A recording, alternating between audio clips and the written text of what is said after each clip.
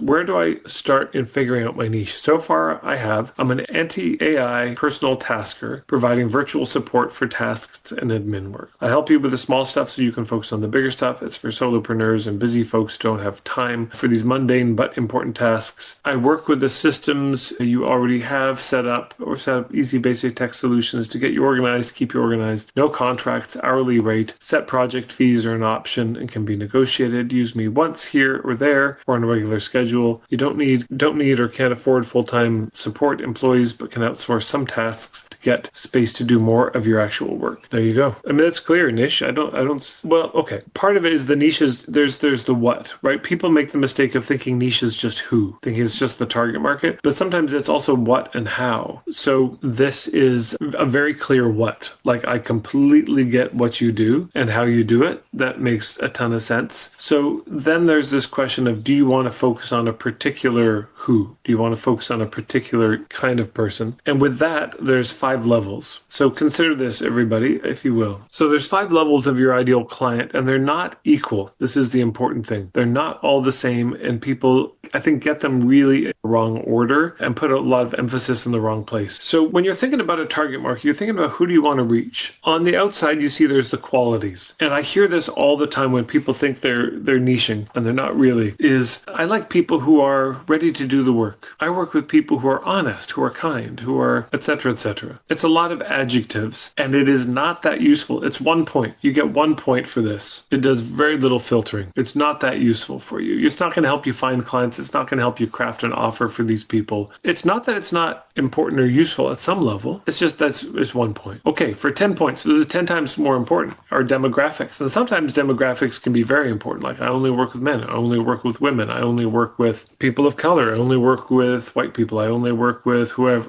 people in this income range. I only work with people in Seattle. Demographics are these outer things. And the challenge is when people obsess about this level, so if I could say I work with black males ages 40 to 50 living in the greater Seattle area who make $500,000 to $1 million a year or something, right? Everything I just said is all demographics.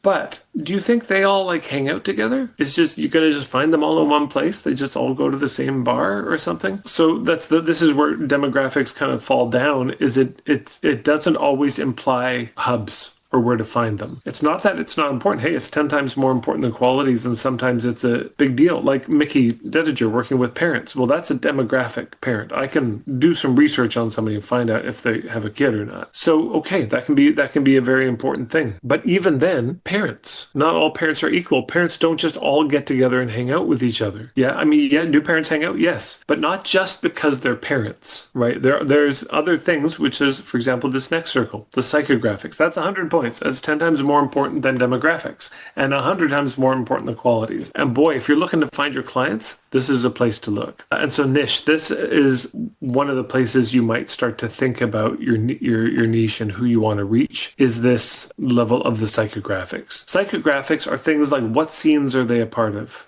What communities are they a part of? What books or authors do they read? Where do they lean spiritually and politically? Because it might be like, yeah, now you have a bit of the psychographics in what you wrote, because you said I'm anti-AI. So that's a kind of psychographic view, right? That's going to filter out a lot of people and filter in a lot of people. So what I would imagine for you is like, yeah, I do this kind of work, but psychographically, here's my ideal client. If you are political in this way, if you are, and see the world in this way, you voted for these people, you like these authors, these podcasts, you're a part of XYZ scene, we could get along really well. That stuff is really potent. Yeah. And people miss this in their niching. They really skip the psychographics to their detriment, because again, the psychographics gives you hubs. It gives you places to look to find clients that most people don't think about, because they're just thinking, oh, well, I help people with back pain. Where do people with back pain hang out? There are places, there are hubs you could find people with back pain, acupuncture, chiropractic, etc. But you can also look by the type of person and find people that way. Okay, then for 1,000 points, there's the musts. Now, these are going to be much more context specific, the musts. The musts are usually dependent on the type of offer, not always. But for example, a must might be, I teach kayaking lessons, and for you to, a must is you have to have your own kayak. So for me, you want to join my membership, you really must have a business. You need to already have a business in place. It's not a place for somebody to figure out their life purpose. So there's certain things that are just musts, deal breakers. Yeah. And those can be a huge deal. And sometimes there aren't any musts. Sometimes they're just not a lot. They're not really a thing. But sometimes it's enormous. Like if you're dating and you want to have a kid right away, and that's a must for you, okay. You see why that becomes very important in the filtering. That probably goes right at the top of your dating profile. Looking to settle down, have a kid. I don't want to waste time. Boom. Or